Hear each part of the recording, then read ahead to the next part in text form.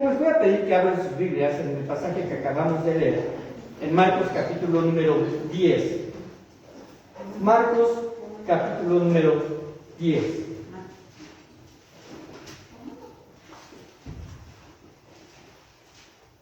Los evangelios, hermanos. De los 4 evangelios, sabemos que son Mateo, Marcos, Lucas y Juan. De los 4 evangelios, quizás Marcos sea el más sencillo en comprensión.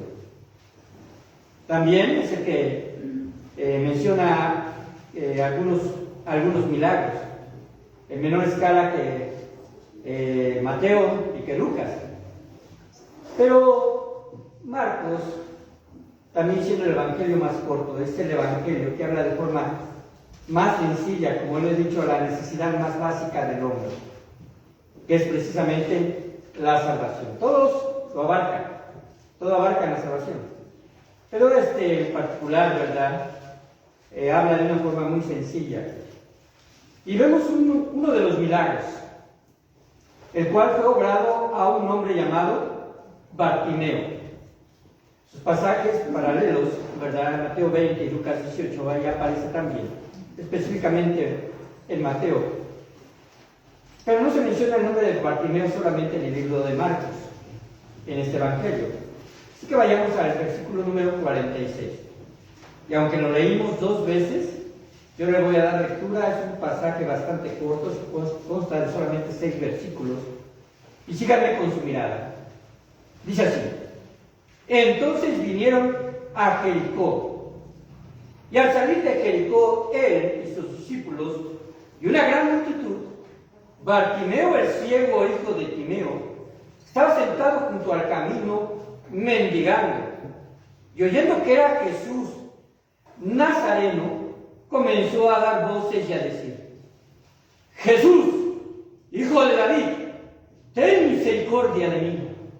Y muchos le reprendían para que callase, pero él clamaba mucho más: Hijo de David, ten misericordia de mí. Entonces Jesús, deteniéndose, mandó llamarle. Llamaron al ciego diciéndole: ten confianza, levántate, te llama. Él entonces, arrojando su capa, se levantó y vino a Jesús. Respondiendo Jesús le dijo: ¿qué quieres que te haga? Y el ciego le dijo: Maestro, que recobre la vista. Y Jesús le dijo: vete, tu fe te ha salvado. Y enseguida recobró la vista y seguía a Jesús en el camino. Empezaré con esta pregunta. ¿Se ha imaginado alguna vez estar sin vista? ¿Se ha imaginado alguna vez estar sin vista? Realmente es muy complejo, ¿verdad?, imaginarnos de esa forma. Yo creo que escasamente hemos experimentado, algunos de nosotros, lo que es la oscuridad total. Porque aunque a veces se va la luz, ¿verdad?, aunque a veces nos levantamos en casa medio dormidos, un pequeño, ¿verdad?, destello de luz de algún foco en el exterior, o quizás de la misma luna, nos hace ver algunas sombras. Y no podemos decir que no alcanzamos a ver absolutamente nada. Pero sin embargo, si usted ha experimentado, ¿verdad?, estar en un lugar totalmente oscuro como esas casas antiguas donde eran hechas de adobe y solamente había una pequeña ventana y se cerraba completamente con una ventana de madera, y no deja pasar nada de luz, que incluso se pone usted la mano frente a sus ojos y no la percibe, usted puede decir que es la experiencia de estar ciego. Esa misma experiencia yo la sentía cuando bajaba a las minas, ¿verdad?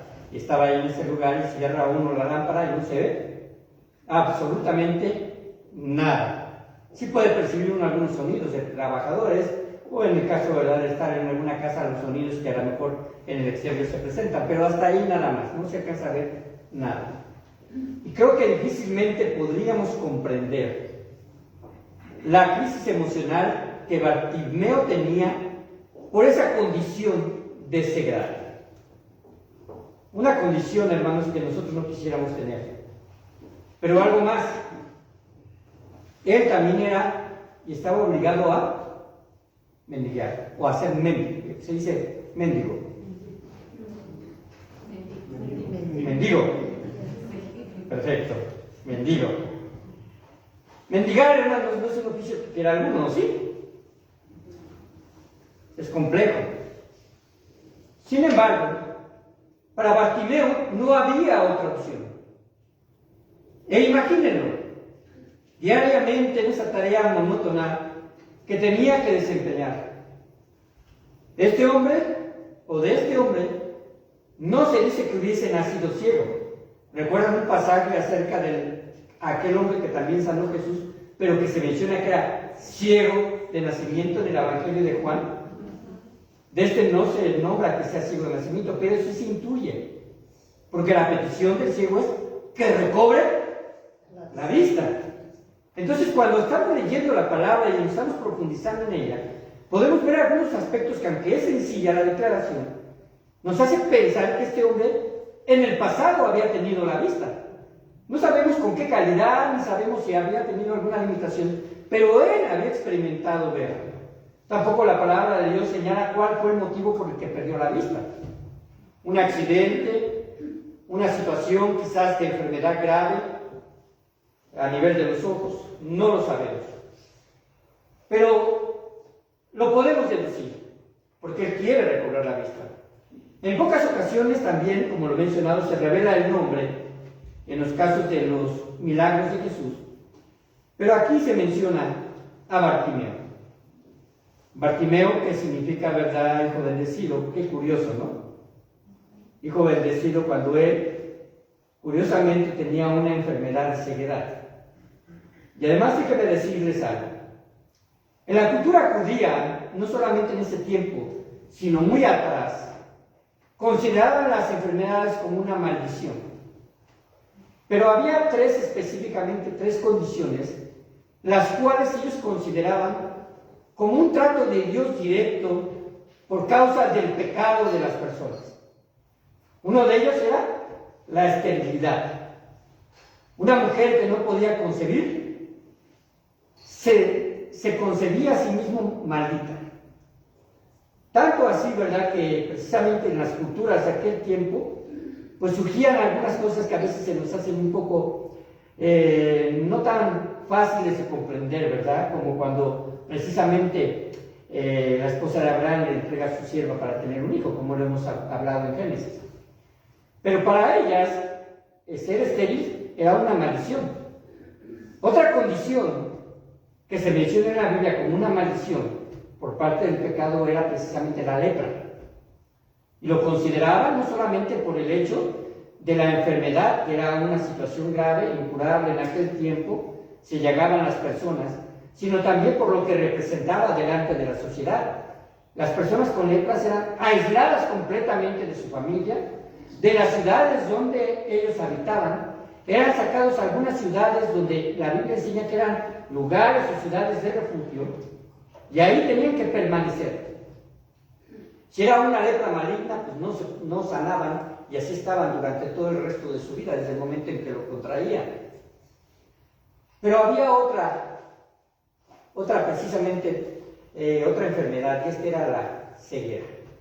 La ceguera también era considerada precisamente como un trato de Dios hacia el pecado del hombre.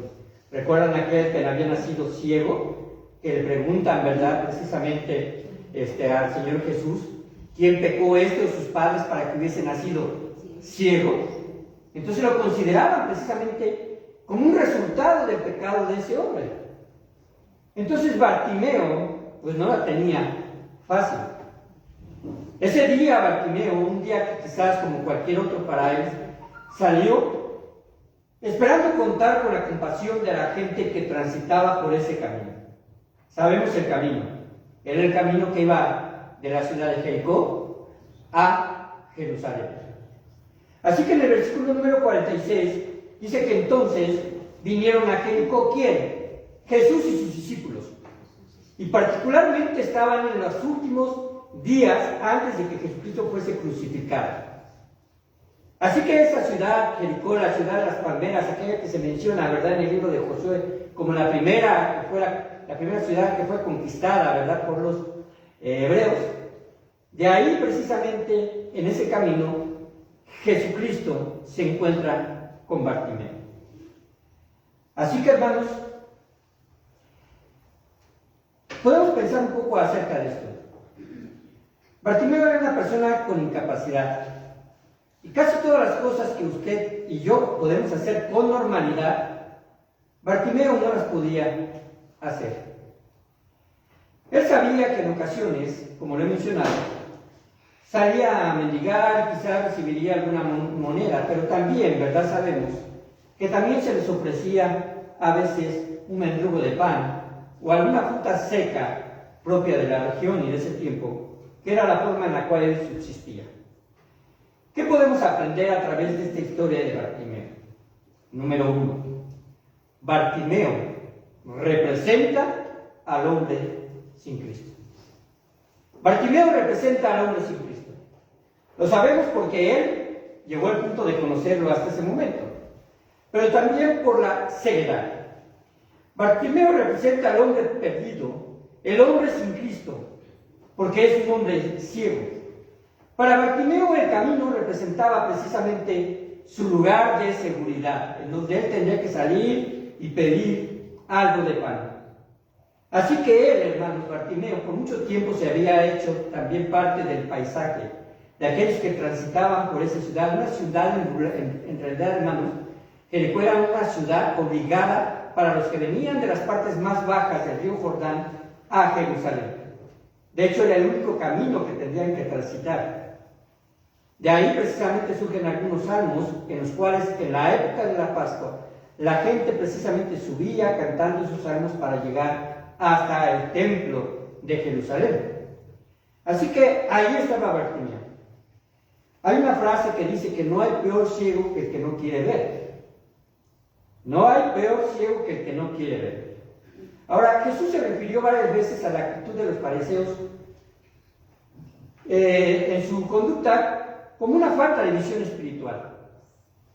En cierta ocasión, Jesucristo, hablándole a los fariseos, les dijo: guías de ciegos.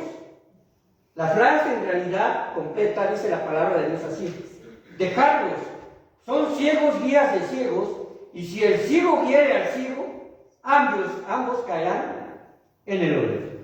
¿De qué hablaba en esta ocasión Jesús de los fariseos? Porque los fariseos, físicamente hablando, veían, pero estaban hablando precisamente de sus tradiciones. Estaba hablando acerca de las doctrinas que los fariseos imponían a la gente y que prácticamente los alejaban de la salvación, los alejaban de Cristo, e incluso, ¿verdad?, ya para el tiempo que nuestro Señor Jesucristo estaba ahí, les impedían ver con toda claridad que se trataba del Mesías prometido. Así que parte, ¿verdad?, de sus frases decía: hay guías de ciegos. ¿Qué decís? Si alguno jura por el templo no es nada, pero si alguno jura por el oro del templo, es deudor.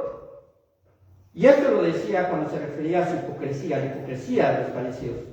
Fariseo ciego, limpia primero lo de dentro del brazo y del plato, para que también lo de fuera sea limpio. Así que podemos meternos al contexto de una forma muy sencilla. La ceguedad espiritual es la falta de Cristo y obviamente la falta del temor y la sabiduría que el Espíritu infunde. Pero hay algo en la ceguera de Bartimeo que marca la diferencia, hermanos. Marca la diferencia entre la ceguedad de los fariseos y la ceguedad de Bartimeo. ¿Qué es ese algo? Bartimeo, primero, reconocía su condición. Él sabía que era ciego. Parece irrelevante, ¿no? Porque digo, bueno, ¿qué es ciego? Va a decir que ve. Pero si lo pasamos al ámbito espiritual, esa situación, esa frase que para mí parece ser bastante ilógica, se repite día a día cuando alguien intenta decir que es mujer siendo hombre. Es una ceguedad espiritual. Cuando alguien intenta decir que el pecado no existe, cuando precisamente se ve de forma externa a través de las ambiciones y los movimientos que cada persona ejerce en su propio, ¿verdad?, esfera personal, de conseguir algo quizás de forma ilegal, de maldecir, de decir mentiras, de ser deshonesto, de ser adúltero, de ser hipócrita, de tener malos pensamientos. Y podríamos tener una lista interminable de lo que la Biblia define como pecado, lo cual es un señalamiento claro de lo que dice precisamente en Romanos, que todos somos pecadores. Que no hay justo ni aún uno. Que no hay quien haga el bien. Que todos nos desviamos. Que todos somos inútiles. Y en esa condición, precisamente de ceguedad espiritual, es en la que vive todo hombre. Así que, hermanos, Bartimeo precisamente estaba consciente de su ceguedad. Y en muchas ocasiones el hombre le cuesta trabajo reconocer su ceguera espiritual. Bartimeo descubrió algo. Descubrió que había una forma de tratar con su mal. Había una forma de tratar con su mal. Bartimeo no podía fingir que veía. Eso era totalmente ilógico. Es tanto como negar que el pecado es una escalera al infierno. Es tanto como negar que nuestro Señor Jesucristo, ¿verdad?, vino a este mundo a salvarnos. Ningún hombre en su sano juicio puede negar que es pecador. Su conciencia le culpa de lo malo que ha hecho. El Espíritu Santo de Dios, hermanos, trabaja para convencerlo de ese pecado. Pero sin embargo, el Espíritu Santo de Dios, porque es parte, ¿verdad?, de la personalidad de nuestro Señor, de nuestro Dios, Padre, Hijo y Espíritu Santo, no obliga a nadie a tomar una decisión por la salvación. Pero sin embargo lo está convenciendo de pecado, tanto así que si usted se acerca a la persona más depravada, más vil, al asesino más empedernido, a la persona que tenga el corazón más duro, y pudiese tener, ¿verdad?, una plática con esa persona, tarde o temprano, dentro de esa conversación, él tendría que reconocer que es pecador. Él tendría que reconocer que es pecador. Así que el Espíritu trabaja para convencerlo de ese pecado. Sin embargo, el arrepentimiento es la respuesta de la voluntad del hombre. Decir, me arrepiento, es el primer paso a la salvación. ¿Qué otra cosa podemos aprender de Bartimeo? Número 2. Bartimeo implora ante quien es el único que puede ayudarle. Bartimeo implora ante quien es el único que puede ayudarle. Ahora quiero hacer énfasis en implora. Porque en realidad, hermanos, la salvación no es un mero formulismo, en la cual quizás llegamos a optar porque me lo están presentando el día de hoy, o que alguna vez me lo presentó alguien más, y que digo, bueno, es una fórmula para quizás yo asegurar, ¿verdad?, en cierta forma, que Dios me va a salvar. Pero si no tiene realmente, ¿verdad?, un verdadero arrepentimiento, un sincero y genuino sentir de que ha pecado contra el ser más santo, contra aquel que no tenía por qué venir a este mundo, pero vino para dar su sangre por usted y por mí, porque precisamente era necesario derramamiento de sangre. Eso es lo que estipuló nuestro Dios, que sin derramamiento de sangre no hay perdón de pecados. El versículo 47, por favor, léanlo en voz alta. ¿Cómo dice? Y oyendo que era Jesús Nazareno, comenzó a dar voces y a decir: Jesús, Hijo de David, ten misericordia de mí. Hasta ahí. Si usted quizás ha estado en una manifestación pública, a veces puede usted decir, bueno, ahí va el líder en medio, ¿verdad?, el sindical, o no sé, usted el que usted quiera. No voy a poner nombres porque no quiero formar seguidores de nadie. Pero cuando usted está viendo eso y hay una gran cantidad de ruido, es difícil, ¿verdad?, entender quién es el que a veces hasta uno desconoce. Yo creo que cuando nuestro Señor Jesucristo, moviendo las masas de personas, porque iba con sus discípulos y además una gran multitud, realmente iban enfocados en quién iba a ir. Para Jesús no fue una casualidad llegar delante de Bartimeo, pero para Bartimeo fue su oportunidad. Así que él oye que la gente dice, ahí viene Jesús. Quizás haya escuchado esa frase de decir, Jesús va a pasar por aquí. Lo oye Bartimeo con toda seguridad, porque eso es precisamente lo que dice la Escritura. Pero la ceguera que él tenía es un mal que no se puede revertir. Bartimeo sabía de la fama de Jesús. No era la primera vez que bajaba por esos lugares, estaba al final de su ministerio terrenal. Pero solo era cuestión de días para que Jesús muriera en la cruz. De hecho, el versículo 34, 32 y 34 de ese mismo capítulo, vean cómo dice. Iban por el camino subiendo a Jerusalén. ¿Quiénes? Jesús y sus discípulos. Y Jesús iba adelante y ellos se asombraron y le seguían con miedo. Entonces, volviendo a tomar a los 12, aparte a los 12 de los demás discípulos, les comenzó a decir las cosas que le habían de acontecer. He aquí, subimos a Jerusalén, y el Hijo del Hombre será entregado a los principales sacerdotes y a los escribas, y le condenarán a muerte, y le entregarán a los gentiles, y le escarnecerán, le azotarán, y escupirán en él, y le matarán, mas al tercer día resucitará. Díganme en la pasión de Jesús qué faltó de lo que Jesús dijo en este momento. Absolutamente nada. Él afirma su rostro, va de camino a Jerusalén, pero antes de llegar a Jerusalén se encuentra con Bartimeo. Así que, hermanos, Jesús aparece en ese camino, y puedo decir con certeza que no era casualidad, pero para Bartimeo fue un encuentro providencial. En este pasaje se hace énfasis en la intensidad del ruego. Al no poder verlo, gritaba con insistencia, e incluso había una multitud que intentaba callarlo. Lo intentaban callar, pero él gritaba más alto. No podía desaprovechar la oportunidad de tener tan cerca a Jesús. No la podía desaprovechar. Él es reconocido como el Hijo de David. Dice el versículo 47 que acaba de leer. Jesús, Hijo de David, ten misericordia de mí.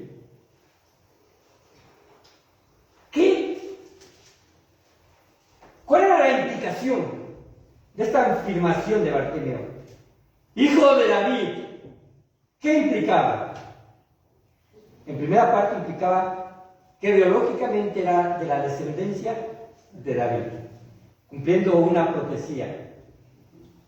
En la Biblia encontramos en los evangelios la genealogía de Jesús, tanto en Mateo como en ¿dónde más? Lucas. En Mateo se refiere a la genealogía por parte de David como rey, y en Lucas se refiere, yendo por la línea de José, ¿verdad? Que según se creía, le dice, era hijo de ¿cómo dice la palabra? Yo voy a ir ahí, a Mateo capítulo número 1, para no decir algo diferente. No, perdón, es Lucas donde dice, pero en el 1.1 Mateo dice así: libro de la genealogía de Jesucristo, hijo de David, ¿hijo de qué? De Abraham. Tomando la descendencia por parte de los reyes, cumpliendo la profecía que vendría del linaje de David, pero también de Abraham. Y en Lucas capítulo número 3, que viene precisamente señalando la descendencia por parte de María, en el versículo número 23 comienza y dice: Jesús mismo al comenzar su ministerio era como de 30 años, hijo según se creía de qué? De José, hijo de Elí. Según se creía, no está afirmando que lo fuera, porque Jesús fue engendrado por la obra del Espíritu Santo. Así que, hermanos, podemos ver las dos genealogías. Era importante este sentido, claro que sí, pero también precisamente, no solamente en el sentido biológico, profético, sino también precisamente en el sentido espiritual, porque de él vendría el Mesías prometido, el ungido de Dios. Esta identificación aludía directamente al Mesías esperado. Y que nos escucha esta mañana, ¿verdad? También a través precisamente de las redes sociales. y ustedes, hermanos, en nuestra visita. Quizás en ocasiones, cada uno de nosotros, antes de conocer a Cristo, nos sentíamos tan indignos que pensábamos que Jesús no se interesaba por nosotros, que no se interesaba por ti. Quizás son demasiadas las voces que te dicen lo malo que eres. En ocasiones podemos pensar que incluso por una vida desordenada, las familias rechazan a sus propios hijos, por cuestiones de drogas, por cuestiones de vandalismo, por cuestiones de malas amistades, por cuestiones de rebeldía o de violencia, llega a pasar. Y quizás llegue el punto en el cual esa persona que se sienta tan malvada, llega el punto en donde el Evangelio le sea presentado. Quizás en ese momento el diablo también pueda estarnos diciendo de cierta forma que rechacemos el Evangelio. Pero sucede un hecho hermoso para Bartimeo. Dice la palabra de Dios, si regresamos a Marcos capítulo número 10, dice que Jesús se detuvo. Observen el versículo número 49. Entonces Jesús, deteniéndose, ¿qué hizo? Mandó llamarle. Lo mandó llamar. Y de hecho aquí, ¿verdad? Nuevamente se refiere de una forma despectiva. Llamaron al ciego, o haciendo énfasis precisamente en su condición, diciéndole: ten confianza, levántate, te llamo. Así que Jesús se detuvo. Y esto que nos da a entender que Jesús se interesó por Bartimeo. Jesús se interesó por Bartimeo. En realidad no solo se detuvo, se despojó momentáneamente, ¿verdad? Como lo hemos visto, y sabemos por Filipenses capítulo número 2, que se despojó de su posición divina, por amor a Bartimeo, pero por amor a todos los hombres, y tomó forma de hombre, poniéndose en la condición de siervo. Y en esa condición de siervo fue obediente a la voluntad de su Padre para ir a la muerte y muerte de cruz. Así que, hermanos, esto lo hizo por el bien de Bartimeo y por el bien suyo. Punto número 3. Jesús escucha a Bartimeo. Dice el versículo número 49. Entonces Jesús, deteniéndose, mandó llamarle, y llamaron al ciego. Y le dicen unas palabras, ¿verdad?, que nos gusta escuchar cuando estamos en situaciones de crisis. Ten confianza, levántate, te llama. Él entonces, arrojando su capa, se levantó y vino a Jesús. Respondiendo Jesús le dijo: ¿qué quieres que te haga? Y el ciego le dijo: maestro, que recobre la vista. Esta frase o esta pregunta de Jesús, ¿qué quieres que te haga?, solamente se repite una vez más. Y es un poquito adelante, en el versículo 35 en adelante, cuando le dice a sus discípulos que quieren que les haga, porque estaban ellos precisamente buscando una petición, que se sentara uno a su derecha y otro a su izquierda. Qué interesante, mientras unos piden algo que parece ser un privilegio, otro está pidiendo por la necesidad más básica. Ahora, hermanos, te quiero decir las mismas palabras que Jesús dijo a Bartimeo, o amigos que me escuchan. Son las que le dice a todo hombre: ¿qué quieres que te haga? Esta pregunta de Jesús, hermanos, no es una pregunta abierta a trivialidades. Porque no te está preguntando si quieres un carro, no te está preguntando qué quieres que te haga, ¿verdad? Incluso hablando a lo mejor de alguna situación de salud.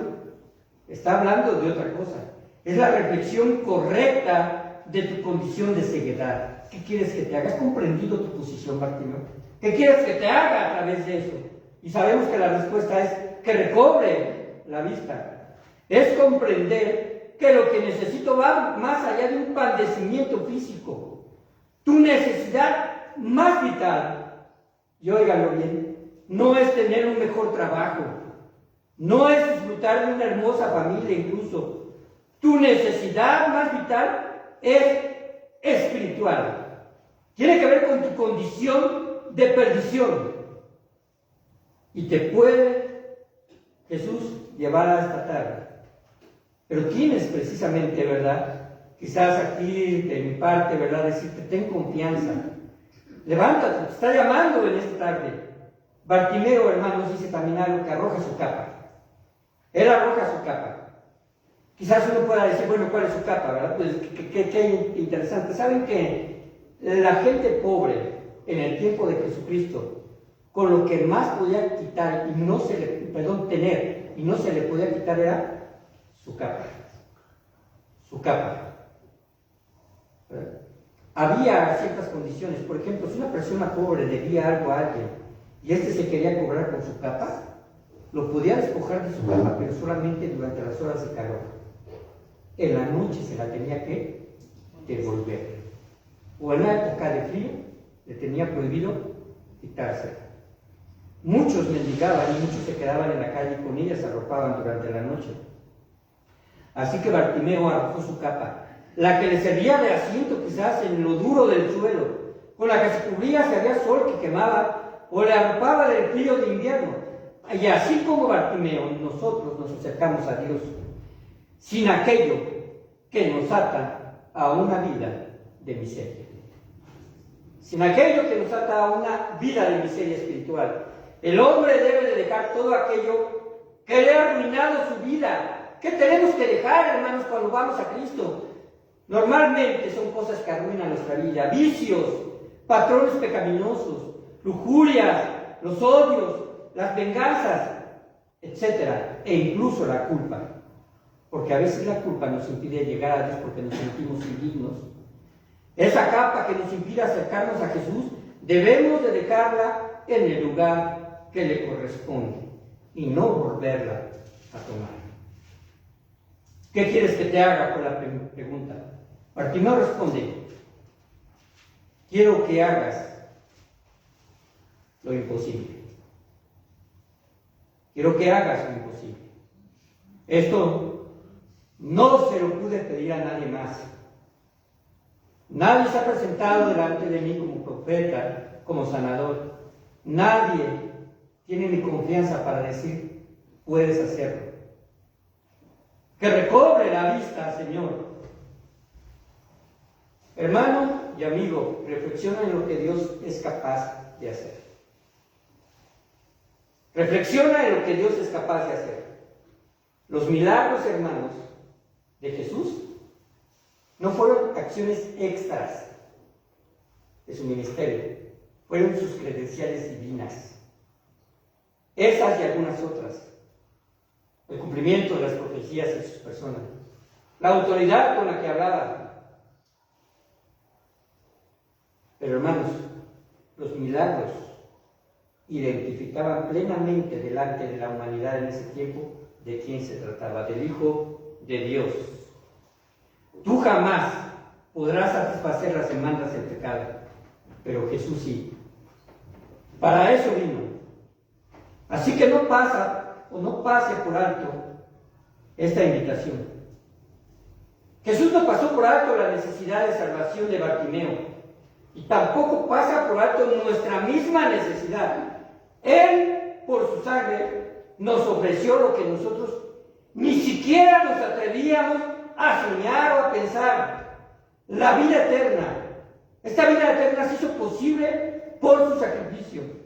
La historia de Bartimeo, hermanos, es una historia de gracia, como muchas otras. Bartimeo no merece o no merecería la atención por el bien recibido, pero en realidad, hermanos, ninguno de nosotros. En realidad el punto central de nuestra atención es Jesús. Dice así: vete, tu fe te ha salvado. Y enseguida recobró la vista y seguía a Jesús en el camino. Aquí vemos dos factores: uno, la salvación otorgada, y otra, el compromiso de ser seguidor de Jesús.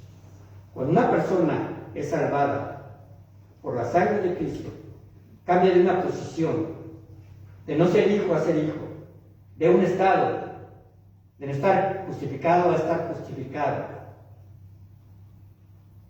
Jesús nos compra con su propia sangre y en respuesta somos seguidores. Difícilmente alguien que dice haber aceptado a Cristo y no sigue a Jesús, podríamos pensar que hizo una decisión sincera y sólida. Al final, solamente Dios lo sabe.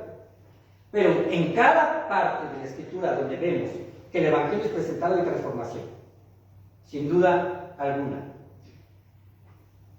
Así que, hermanos, algo que está implícito en la petición de Bartimeo es fe. Y siendo sinceros, es donde algunos paran. En ocasiones no es por lo que Jesús ofrece, sino por lo que tienen que dejar. Les cuesta mucho trabajo dejar las cosas que les dañan. Si Bartimeo hubiera dejado que Jesús pasara y no hubiera levantado la voz, no habría experimentado la salvación. Seguiría tan ciego como siempre por el resto de sus días. Quiero enumerar rápidamente qué fue lo que recibió Bartimeo, además de la vista. Y esto es muy rápido, solamente os voy a leer. Número 1, inciso A. Recibió la bendición de tener paz para con Dios. Romanos 5:1 dice: justificados pues por la fe, tenemos paz para con Dios, por medio de nuestro Señor Jesucristo, por quien también tenemos entrada por la fe a esta gracia en la cual estamos firmes y nos gloriamos en la esperanza de la gloria de Dios. Acabo de leer Romanos 5:1 y 2. Número, inciso B, tenemos permanencia y entrada con Dios, es decir, tiene asegurada la vida eterna. Y número, inciso C, somos participantes de su gloria. Es decir, usted ha sido acepto en el amado y usted estará presente, ¿verdad?, en su reino. Pero además contamos con su presencia de forma inmediata a través del Espíritu Santo, porque somos sellados con Él. Para terminar y concluyendo, el mundo está lleno de Bartimeos. Una ceguera espiritual. Pero también Dios ama a esas personas. Y Él ya no se va a bajar del cielo, ¿verdad?, para encontrarse con el camino, con esa necesidad. Ahora nosotros somos sus embajadores, con la responsabilidad y la obligación de ir hasta lo último de la tierra. En esta ocasión, ¿verdad?, y las días subsiguientes tendremos visitas. Y si usted en esta mañana quiere recibir a Cristo como su Salvador, porque dice la palabra de Dios: he aquí hoy es el día de salvación. He aquí hoy es el día de salvación. También la palabra dice en Hechos 17:30, porque Dios manda a todos los hombres y en todo lugar que se arrepientan. Porque vendrá un día que se dará juicio. Así que oremos en esta tarde. Y si usted, ¿verdad?, que nos visita, está interesada en el Evangelio, acérquese con alguno de nosotros. La situación es muy simple. Pídale a Dios perdón por sus pecados. Y pídale con fe que Dios entre a morar en su corazón. Oremos. Padre bendito, te doy muchas gracias porque tú, mi Dios, nos permites poder escuchar este mensaje y alcanzar a muchos otros a través, Señor, también incluso de las transmisiones. Pero Padre bendito, no es nuestro trabajo. Podemos decir, Señor, que nuestra responsabilidad es presentarlo. Pero Padre Santo, tu gracia es infinita porque tu Espíritu, Señor, actúa donde nosotros no podemos actuar, en la conciencia de los hombres. Y Padre Santo, trabajando de esa forma, sabemos que tú los puedes llevar al punto en donde deben de reconocer, Señor, su pecado. Pedimos tu bendición.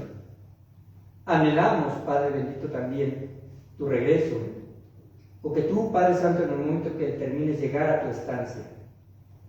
Hemos contado de muchos que, siendo creyentes, ya están delante de ti, Señor, gozando de tu presencia y de la salvación. Pero también podemos contar, Señor, a muchos que, Padre Santo, están condenados en el infierno, en un lugar, Padre bendito, al cual tú no dispusiste, Señor, sino ellos, Padre Santo, por su propia voluntad, han tomado la decisión de ir. Si conociesen lo terrible que es el infierno, quizás también pudiésemos comprender en parte lo glorioso que es el cielo, sobrepasando cualquier cosa imaginable, Señor. Padre bendito, ayúdanos y bendícenos. Y si usted en este lugar, a través de la transmisión, escucha este mensaje, recuerde lo siguiente: es necesario que se arrepienta de sus pecados. Pídale a Dios, ahí en donde usted esté, que le perdone, sabiendo que usted ha ofendido su santidad, que no hay otro camino, que no hay otro medio, que solamente el que Dios dispuso, y que por ese pecado hubo que derramar sangre, y debió de haber sido una sangre con las características como tú mismo, Señor, lo has demandado. Sangre de una persona inocente y santa, sangre de una persona que no haya conocido pecado, porque es un sacrificio perfecto, y no había otra forma más que, Señor, la segunda persona de la Trinidad viniese a tomar forma de hombre para satisfacer esa necesidad. Y es tan amplia y es tan alcanzable que cualquier hombre que se acerca con fe en arrepentimiento, tú le puedes, Señor, ofrecer la salvación, diciendo: acepto que el sacrificio de Cristo me limpia de todo pecado, sabiendo que he sido perdonado por Dios. Ahora entro a pertenecer a la familia de Cristo, pidiéndole a Jesucristo y a través del Espíritu Santo que entrará en usted, que le cambie y le transforme, y convirtiéndose en su seguidor, como un resultado de la misma salvación. Gracias, y en el nombre de Cristo Jesús, despídenos en paz y pedimos bendición en los siguientes servicios. Amén. Amén. Gracias, hermanos, Dios les bendiga. Y